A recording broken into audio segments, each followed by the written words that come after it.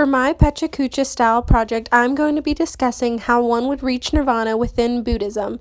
First, I'm going to start with what Buddhism is.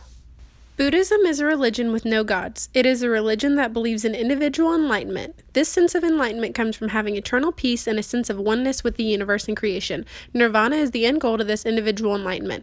Many of the beliefs of Buddhism stem from the ideas of Hinduism because Buddhism was coming around at about the same time. Along with these beliefs of enlightenment, there is also a notion of reincarnation. They believe that their souls are reborn each time that they die, and they are reborn into new bodies. With reincarnation, karma is attached to this idea. Suffering is seen as the largest feature of human existence in the Buddhist belief. They believe that karma is consequences for their actions. And of course, the founder of Buddhism is Buddha himself. He was not always Buddha, which means enlightened one. Before Buddha was Buddha, he was Siddhartha Gautama.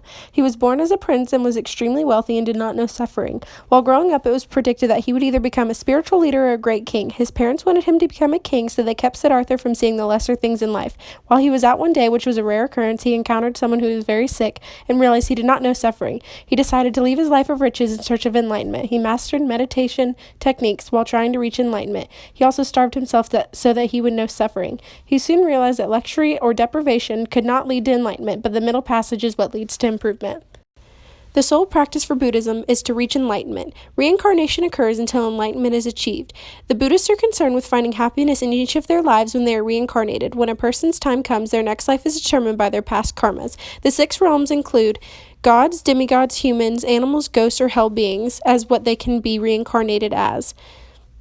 Reincarnation will continue to occur until that person has become enlightened. When a person reaches enlightenment, they become free, and when they die, they will reach nirvana instead of being reincarnated again. When a person reaches enlightenment, they lose misguided worldly things so that they no longer have self-suffering. Enlightenment can be reached through meditation. There are 2 beliefs on the time that it takes to reach nirvana. Theravada Buddhists believe that nirvana is achieved gradually. The Zen and Chen Buddhists believe in sudden enlightenment. Enlightenment comes from meditation, and therefore no one's time is going to be the same. An argument to these beliefs is that Buddhists believe that nature is endured through time and remains in existence and has no time frame.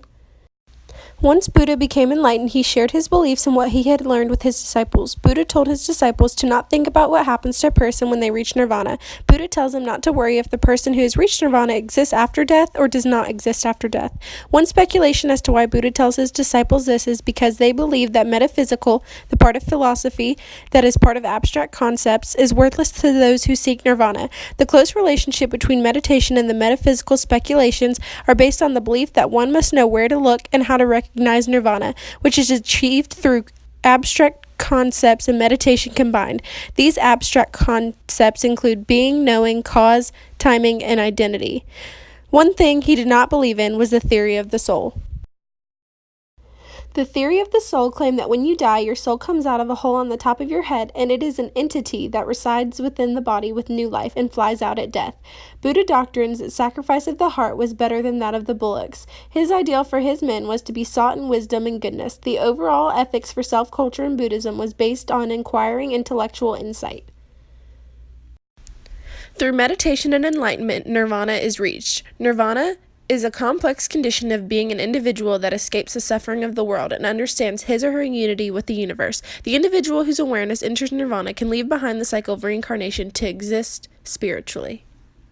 Another one of Buddha's teachings is the 4 Noble Truths. The only way to achieve the highest level of enlightenment is to have a well-purified insight of the 4 Noble Truths. Since Buddha has reached enlightenment, he is now the Lord and can claim these truths to be noble. The 4 Noble Truths all revolve around pain and suffering. The truths are the truth of suffering, the truth of the cause of suffering, the truth of the end of suffering, and the truth of the path that leads to the end of suffering.